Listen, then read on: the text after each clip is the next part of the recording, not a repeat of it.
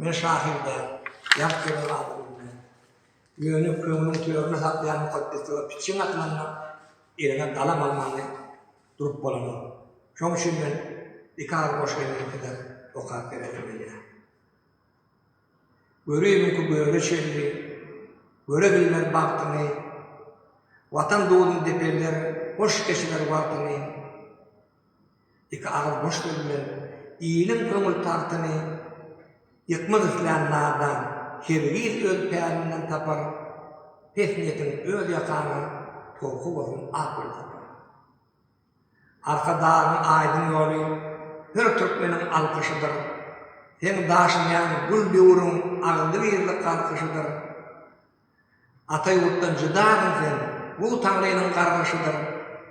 Yaman kılın ıkbal bolup, nirde bolsan seni tapar, pesniyetin öz yakana, korku olsun akıl tapar. Kağın çinin ihtiyarı, kol udokta yürüp diyorsun, ödün yani şürüp duruyor, duvarını üşüp diyorsun, halk baktını görebilmeyen, kanış dinen gözlü koyuyorsun, seni burada şapar olsa, yoldan çıkan toğunu şapar, pesniyetin öz yakana, korku olsun akıl tapar.